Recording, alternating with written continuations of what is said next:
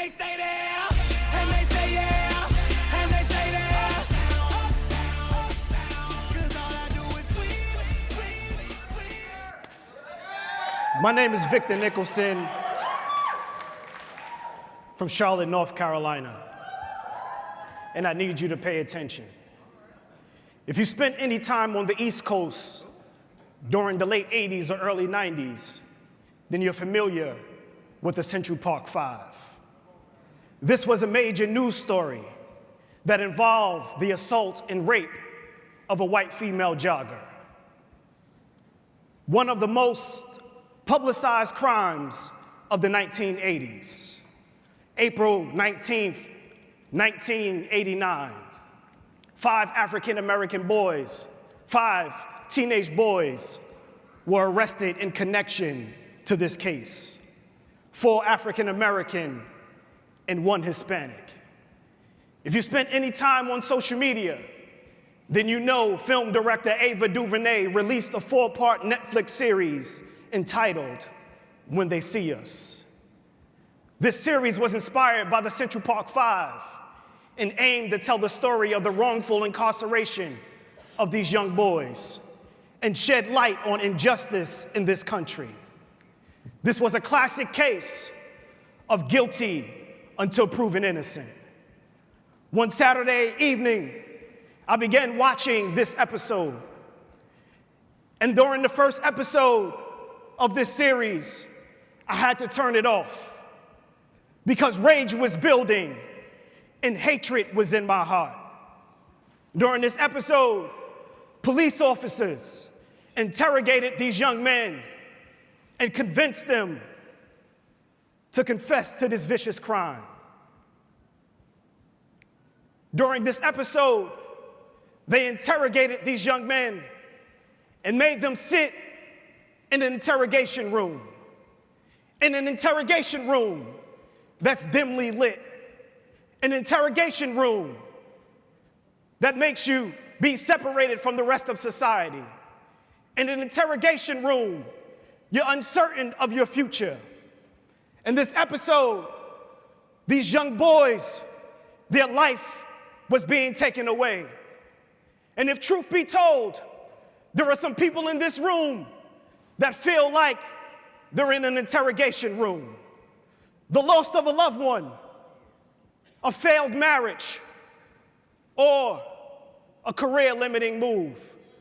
Allow me to share with you how adversity has prepared me for leadership.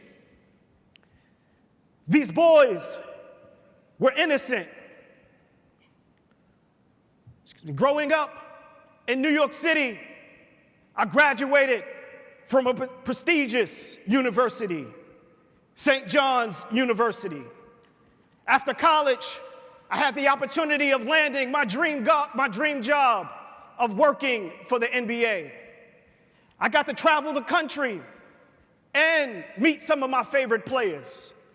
At 21 years old, straight out of the hood, I made it. And then one day, I got a message. We need to talk. I'm pregnant. Co-parenting worked for a while.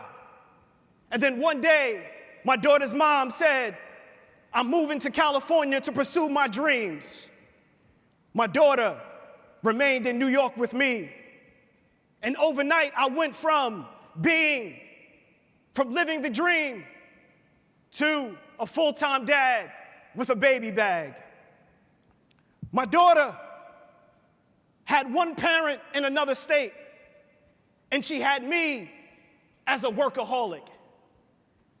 I struggled because I wanted to be a good dad, but I also was chasing a career. So one day I said, I need to give my daughter more. So I left the NBA and joined forces with Michael Bright at the Newark YMCA in Newark, New Jersey. I said I was only going to be there for 6 months, but 10 years later, I'm still here.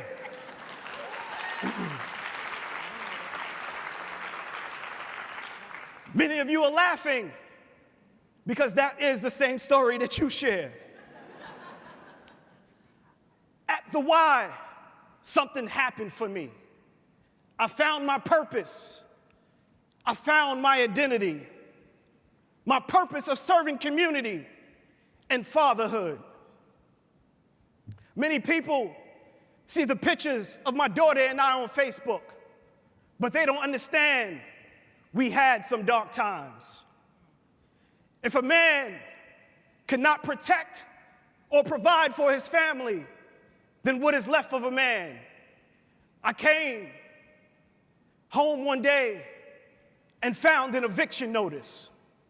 How did I go from living the dream to being evicted? The term working poor became my reality. If you know anything about the Newark YMCA, then you know their focus is housing.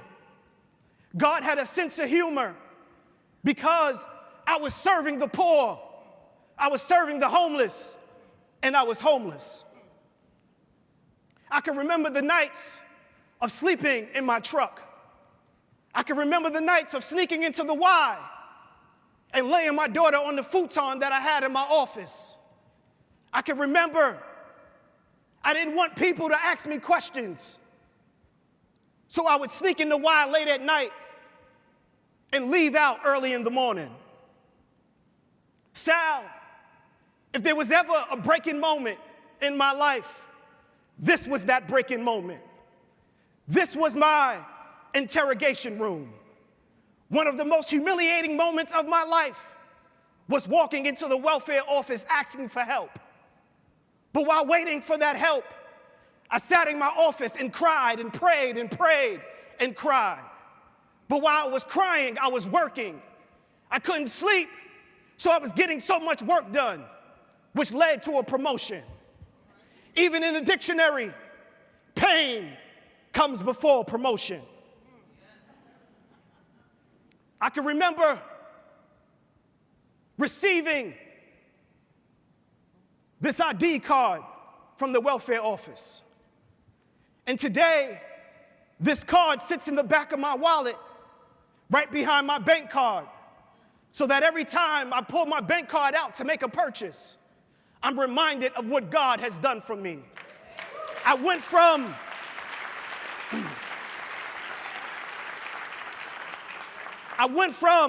being homeless, I went from being evicted to executive director. This card keeps me humble. I once heard a wise man say, be humble so you don't have to be humbled. Allow me to backtrack. I'm still working for the Newark YMCA. I got through the homelessness, and then I received promotion after promotion. But then I hit a moment in my career where I wasn't happy. I loved the Y. I loved my CEO, but I didn't love the work anymore. I can remember going to Emily in Long Beach, and there I realized that there is so much more to the Y than what was going on in Newark.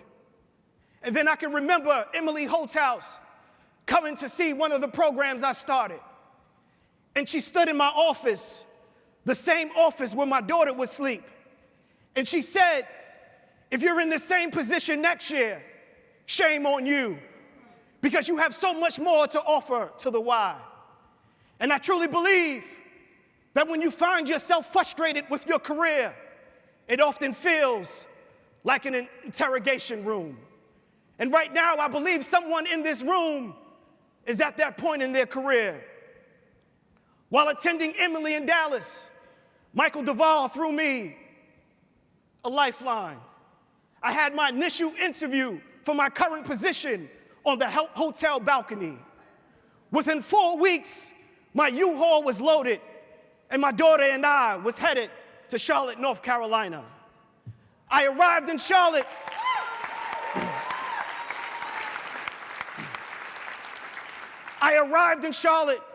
To a beautiful branch and a wonderful association.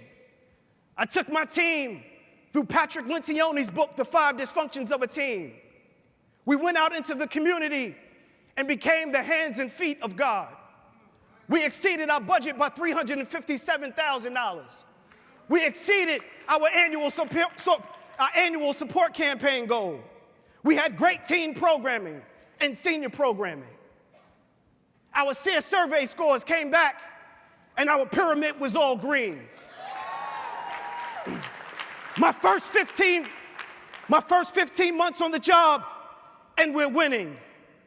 And then, one Wednesday morning, I was heading to meet a donor, and I was excited because I knew I was leaving with a check. But I received a phone call from my mother, and she said, "Vic, I have something to tell you. I don't know how to tell you this, but I have cancer."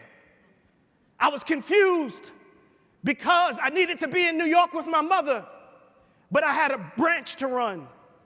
I needed to be in New York with my mother, but I had an upcoming board meeting I needed to be at. I needed to be in New York with my mother, but I was getting ready to get on a plane to go to St. Louis for the leadership symposium. When I finally got to New York, my mother looked sick. 3 weeks later, I returned back to New York and found my brother feeding my mother through a tube.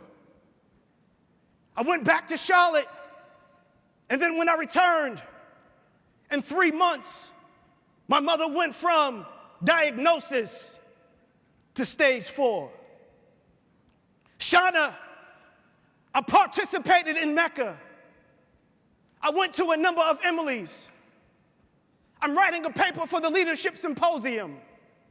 But what do you do?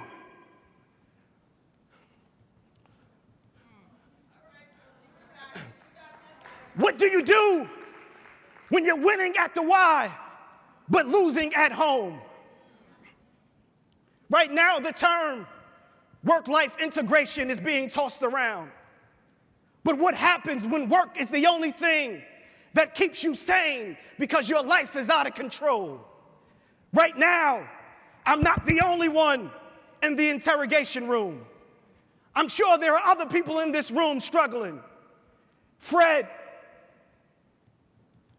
there are people in this room smiling on the outside, but crying on the inside. Every day, people come to the Y to work, but they go home to an empty home, a home that's not healthy. Every day, we take care of the health of other people, but we neglect our own home, our own health, What happens when you put a soda in the freezer? Eventually, it will explode. This picture represents strength because these young men, when they were waiting for their story to be told, they leaned on other people. So those that are in this room struggling, I ask you to lean on your family in this room because we're more powerful together. It is no longer when they see us, because they do see us, because we are powerful together. Thank you.